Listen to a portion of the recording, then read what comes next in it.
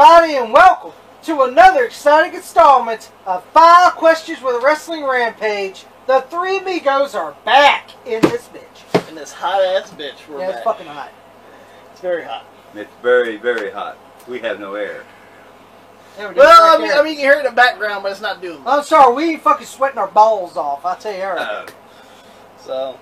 But anyway, guys, we're back with this edition of 5 Questions with WR. So when we answer your guys' questions that you guys have been sending in. We pour. As well, guys. You know, we can buy fans, use hand fans. Hand fans. Tommy, how do you ask a question for 5 questions? Well, you put it in the comments section down below. If you don't do that, it's a loss. Yeah, it's a loss. Believe me on that. You'll take the L on that. That's right. So, yeah. if you guys want to ask a question, that's the way to do it. Don't do it, it's a loss. Just like it says on my favorite insurance company, loss. It's a loss. It's a loss. It's a loss. But anyway, let's go ahead and get started with this edition of 5. That's what it says, loss. The first question is asked by Gregory Choulette. Gregory Choulette. Thoughts on the man from Harlem, New York, Bad News Brown. Bad News Brown. I actually like Bad News Brown. Or Bad News Allen. Yeah, some people like. He was a tough guy too. Badass. I remember seeing a lot of his stuff in Calgary. Yeah, he was good in Stampede. In Stampede in Calgary. A legit judo. Yep. Mixed martial artist. Fucking legit. So we already know that Bad News Brown is somebody you don't want to fuck with. Yeah. And he's a tough man, is Bad News Brown. No doubt. Seen a lot of his stuff in Stampede. He did a lot of territory stuff, and eventually winds up in the WWF. Yep, it's Bad News Brown. That's Bad News Brown. And he beat up anybody, heel or babyface. It didn't matter to old Bad No, News. he didn't like Survivor Series. He didn't want to be on no one's fucking team. He would always be the first casualty going. Well, I would just walk out. Too. Yeah, I would just walk out. Well, you know. And when he was in the Royal Rumble, he'd go after anybody. In bad news, in that Bad News defense, you hold a guy, for your party to hit him. He's supposed to hit him, not you. You hit Bad News, he gets mad, but you're gonna walking out.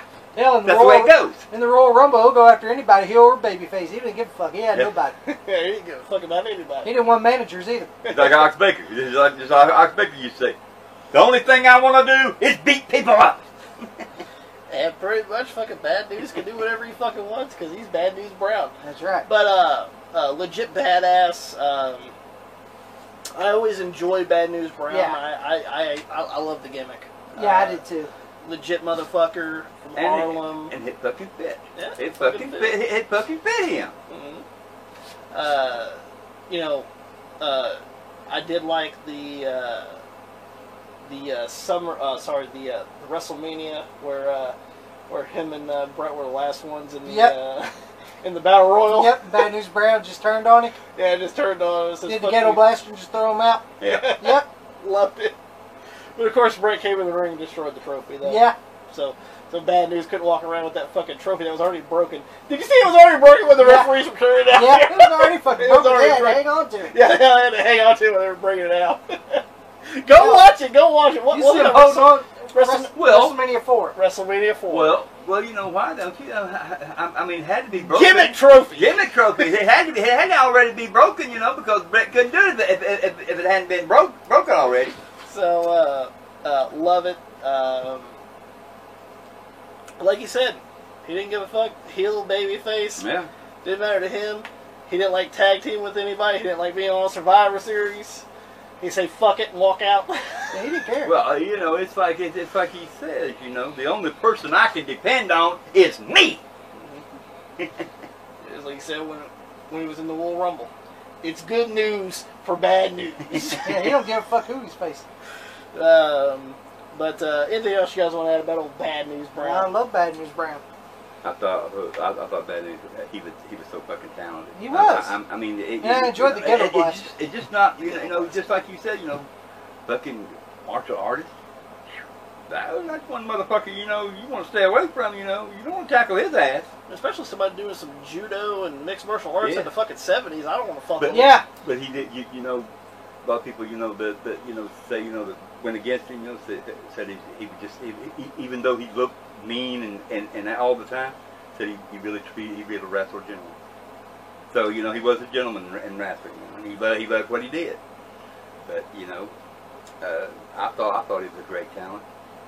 And, he was there to do what any wrestler's supposed to do, get a guy over. They even had some world title matches with Randy Savage. Yeah. I guess the one that's the most popular is him and Roddy Piper for WrestleMania 6. Yes. Yeah. That is off the cock, by the way. Yeah, it's off the cock. Yeah. You'll never see that match. Yeah. Unless you got the anthology. That'd be the only way you'll see that. Yeah, so make sure you guys get that WrestleMania anthology. For reasons that is just... I'm sorry, you can't get Stupid. rid of dumb I'm sorry. That bothers me. Yeah, stupid.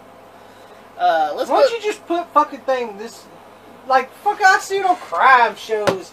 If there's going to be some stuff in here, viewer discretion is advised or some shit. Put that shit in there. Do you know? So people can know. Did you know that what Roddy Piper did, that Bad News laughed about because he thought it was cool? Yeah. Let's go and go with the next question, which is also about a Brown, no relation. Uh-huh. But Jason asks, thoughts on Monty Brown? That's on Monty Brown. Well, in TNA, I thought he could have been a top guy. We should mention that he did a lot. He did some stuff in football. Yeah. Eventually coming into wrestling. In TNA. In TNA. Well, I mean, first he did a couple of shows in the early days of TNA. Didn't really do much, but honestly, when he came back, in like 2000, was it 2003 or 2004? Yeah. Literally, I was pumped to see Monty Brown. Yeah. See, they could have fucking made him a top guy. He definitely could have been a top guy. But they just didn't do nothing with him. Now, some people want to blame Jeff Jarrett on that. Yeah. Saying that Jeff just wants to hold the championship all the time. See, that's another thing. That's also a big issue. Well, if you own something, you're going to take care of yourself before another person. Oh. Ain't that what happens in every goddamn wrestling promotion? That happened in AWA with Baron Gagne. That happened in NWA. Did Dusty Rhodes protect Dusty Rhodes first? Yeah. But he was the booker. But here's the point that we discussed also is, did Vern Gagne protect Vern first? Yeah. Who? Did Fritz protect his family first? Yeah. If you have a promotion, and it's your promotion, who do you trust most of all? You trust yourself. That's right. Yourself or your family. You trust yourself or your family. That's why they do it. Most people don't understand that, but that's how you do it. Because anybody else, a handshake anymore back in that day didn't do it. And in USWA, they had it other places to go. And same thing at USWA, Jerry Lawler. Jerry Lawler. Sorry, that's why he was champion. And I know several people that he lost that belt to, and why he dropped that belt to them because he knew, hey, Jerry, I'm not going anywhere. And they didn't. They stayed right there with him. So I could see why Jeff held on to. People's like, oh, Jeff Jarrett, man, I'm tired of seeing him world champion. Well, you're going to protect yourself first. And I mean, definitely, Monty Brown was one of those guys that could have been world champion. Loved the outfit. Loved the fierce, just the fierce presence that he had. And I enjoyed the pounce too. And the pounce. He got that over. He did get it over. And fucking when he showed up in fucking ECW, I was like, oh shit, WWE's got Monty Brown. That's a big coup. That is a big coup. I literally thought that at the time. I was like, maybe ECW can do something with it. Maybe WWE could actually do something with Monty Brown. And, once again, going back to his TNA run, had some stuff with Jeff Jarrett, had some stuff with Abyss. Raven. Great stuff, by the way. Yeah. Go check out a lot of his stuff that he did in TNA. It was fantastic. Yeah, but for some reason, never really got to that level. Yeah, I don't know why. That I thought he could have been. And which he could have been, yeah. And then when I see when he got signed to WWE, I was like, awesome. But I was a little concerned because they go, he's going to be on ECW. And I was like, nah. Well, here's the thing. Him being on ECW, that's an easy window. That is an easy window. I would have had no problem. And he becomes Marcus Corvon. The alpha male. The alpha male, Marcus Corvon. Of course, they're not going to use Monty Brown. Yeah. So I was like, you know what? Fine. At least he's on a platform that maybe he can do something. And honestly, didn't really pan out. No. Now, once again, not all his fault. Not all of his fault, and also not all fault of WWE either. Because, yeah, he was part of that ECW New Breed and Originals thing, and that ended in after WrestleMania. Yeah. And I believe it was right after that, he had a family emergency. Yeah. And he actually ended up quitting the business. So, you know, a lot to be desired. Yes. And like they even said that you know, he could have came back. Like if he chose to come back to WWE, he's always welcome to. Yeah. So because they knew what he could do. Mm-hmm. So definitely something very lost potential in my opinion. Yeah. What could have been of Monty Brown? Yeah. So let's go ahead and go with the next question asked by Jason as well. Why do you think WWE changed their mind on putting Mark Jindrak in Evolution? Who asked this question? Jason. Let's take a look at it, Jason. It's real easy. I'm being honest, it is. It's real fucking easy. Well, also, we should mention that WWE is putting together the Evolution. Yeah. And they had Triple H, and they had Ric Flair, and they had Randy Orton. And they've been mulling over who they're going to have as their fourth So they man. tried Mark Jindrak. And they tried Mark Jindrak.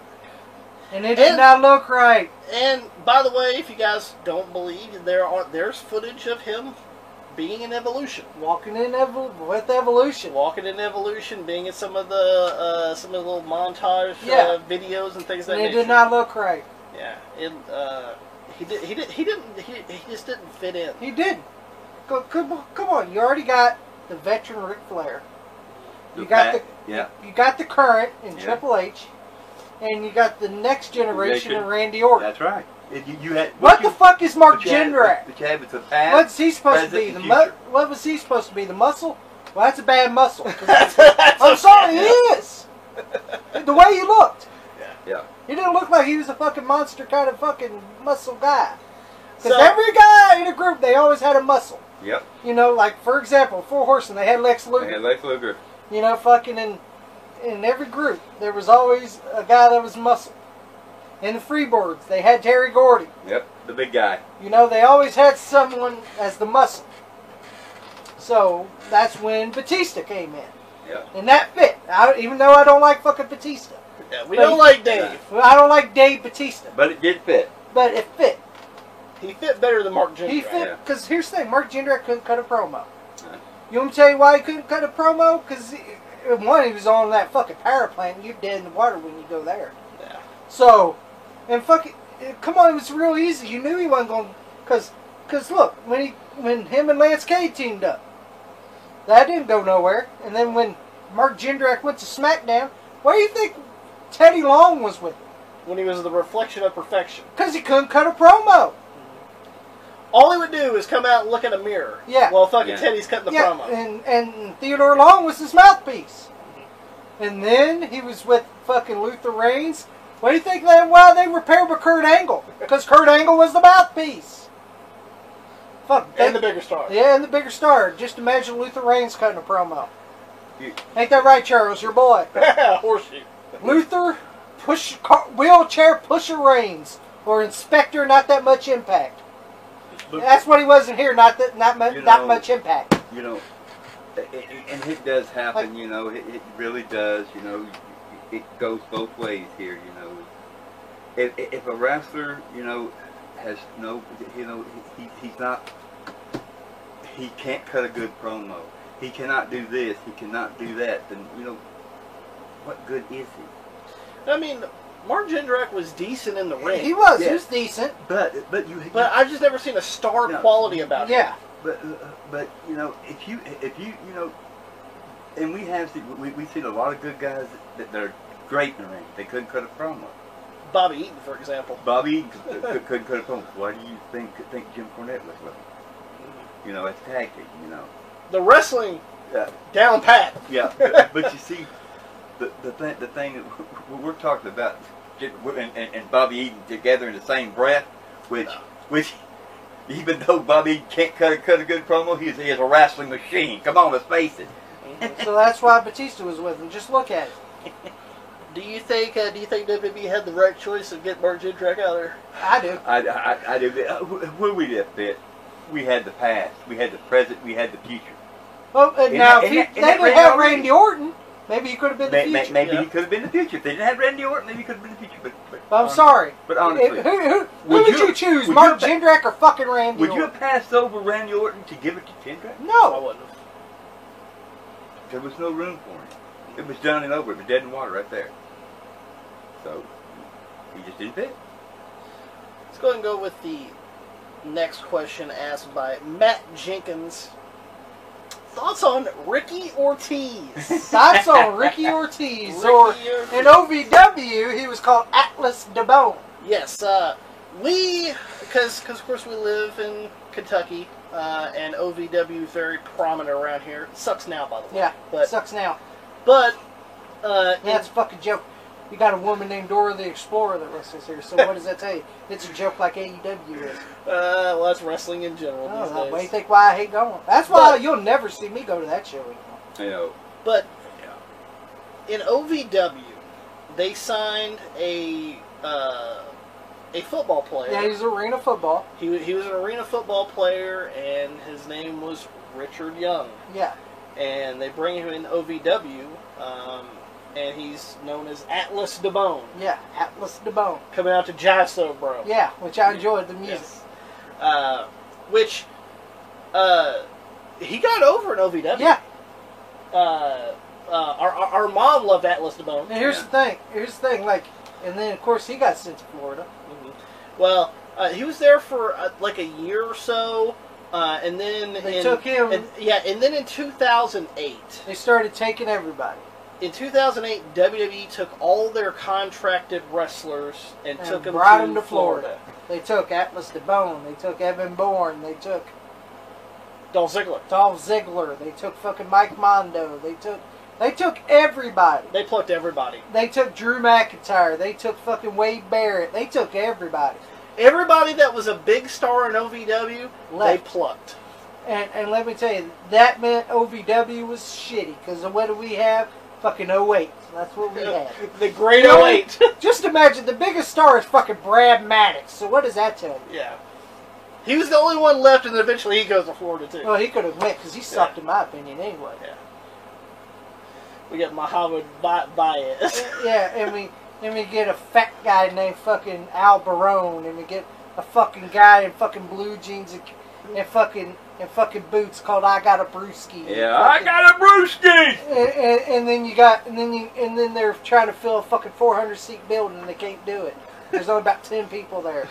Yeah, I wasted my time fucking in the blizzard and snow and only 10 people there. I heard that. Yeah. But I could have just stayed home. But airport. But he throws his ass off to get those tickets and believe it wasn't worth it. But yet he gets taken to Florida, and then I think it was a few months later we see him on ECW. On ECW. Here he comes with the rally towel. Remember the rally towel? The rally towel. He had that in OVW. He had that in OVW. And they changed his name to Ricky Ortiz. Ricky Ortiz. And he had his match. I was like, well, okay, cool. And then they just made him a fucking jobber. He was losing to a lot of people. He was losing to fucking 50 million people. He had matches with like Alejandro Estrada. Yeah, he lost to fucking Great Khali. He lost to fucking Chavo. He lost to everybody. I'm just sitting there like, huh? Well. Yeah, well, he had a good impression when he showed up, and now he's just jobber with long hair. Yeah, jobber with long hair, and then it wasn't, but almost a little over a year later. In 2000, he got his release. In 2009, he gets his release, and it is what it is. Yep. Hey, but there's this success story about Ricky Ortiz. He's married to Layla. Yeah, so he's a lucky man. So he's a lucky motherfucker. If I lost my job and I got married to that, that's fine with me. And Layla's fucking hot. Hell. I don't know. It's worth getting beat by Kali and all these people if I was going to get married to that. I look at you, yeah, sure, I'm getting beat up and everything, but I got that to come home to and bang every night. That's right. But this the stories that the stories that we hear before. Any OVW person that shows up is going to get shit on. Yeah. And I've said this every time. Nick Dinsmore. Let's take Nick Dinsmore, please. Yes, he showed up there. Eugene. That ruined his career. They did not. You see, that's the problem with them. They did not let him show his talent, what he could really do. They wanted him to do everybody else's moves. Fuck that shit, no. They took every fucking OVW star and brought them to WWE, and most of them that were really good turned out to be. They made them look like shit. They made them look stupid. They gave them shitty ass. It was so bad here. Fucking people wrote in at OVW, hey, why were these guys look like fucking goose on WWE? Yeah, they did. Stars here. They did. Because they were. Come on, we have Matt Morgan here. He goes to WWE. He's a fucking stutterer. The Basham Brothers. Yeah. We have the Basham Brothers. Honestly, one of the best feuds. I had no problem with them teaming up, but why the fuck were they with that hack Linda Miles? And choking on balls and choking on balls and fucking getting whipped with chains. Here's the thing. And fucking shit like this. Here's the thing that I think is disgraceful, and I'll always say it. That these guys that beat their brains out to get, a shot in WWE, and what did WWE do? They treat them like trash. And then you bring in the Spirit Squad, Nikki, great Dolph Ziggler, great fucking talent. Still there to this Still day. is there to this day. Thank God he got that stink out of there. Yeah. Then you got fucking Mike Mondo, who's a great fucking worker. You got fucking Kenny Dykstra, Ken Doane, who's a great fucking worker. Honestly, could have been a top prospect for WWE. Yeah. And then you got in Johnny, another great fucking talent. Great talent. And fucking Mitch deserved that spot, absolutely. Fuck Mitch. He can fucking do his ass on the dog all he fucking wants to. Because you fucking suck. Yeah, but look who is fucking. He ain't fucking nobody. He fucks dogs, if that's what he likes. Well, we all know who he is. He's a dog fucker. Well, guys, let's go with the last question for this edition of Fuck 5 Nick questions. Mitchell. By Cowboy fuck. by Matt Jenkins. Remember, he's a cowboy Nick Mitchell. Yeah, you didn't know nothing about cowboys. Maybe you and Adam Page can fucking drink beer together. Cowboy shit. Yeah, cowboy shit. We got do a little cow puppet. We got smash, pass, or marry. Uh-huh. Alright, you got to choose those options. We got Jacqueline. Alright. Victoria. Okay. Stacy Keibler. Oh man, this is tough. That's a tough one. I need a little time to think. I already got mine. Well, go ahead then. I'll go with mine. Alright, I'm going to pass Stacy Keibler. Okay. And there's little reasons for this. Uh-huh. Honestly, she wasn't one of my favorites. She looked good. Yeah. She was sexy. Long legs, boy. But it was a long climb to get to the top of that, though. But just not my style. Jacqueline, I'll give her a whirl. I'll smash Jacqueline. I'll have a piece of that chocolate. Then I'll marry Victoria. Well, we'll go ahead. Sexy as fuck. So, Tommy, smash, pass, or marry? I'm passing Stacy Keibler. Okay. I'm gonna smash Jacqueline. Same thing, yeah. And I'm definitely marrying Victoria. Oh yeah. Pops. Okay, smash. Stacy Keibler, pass. Okay. I would definitely smash. Who was it? There's Jacqueline. There's Victoria. Victoria, but I would marry Jacqueline because hell, she's a bulldog, buddy. She fights men too. So hell, all I'd say is, baby, get him, baby, get him. Yeah, I mean, she would actually fight men in USWA. Yeah. So. And I don't care what anybody says. Yes, she fought me, but I thought she was so fucking hot. Oh my God, she was hot. So. There you guys go. There you guys enjoyed this edition of 5 Questions with WRS when we answer your guys' questions. And guys, you guys want to ask your questions too in the comment section down below. Don't forget to like us on Facebook, facebook.com/WrestlingRampage2. You can add me, Tommy, and Paz on Facebook. as well as you can also follow us on Twitter at WrestleRampage. As well, guys, also, make sure you guys follow me and Tommy on IG, Instagram, and make sure you guys hit that subscribe button for more great videos coming to you guys, because we're that cream that rises to the top. Cream of the crop. And nobody does it better. Yeah.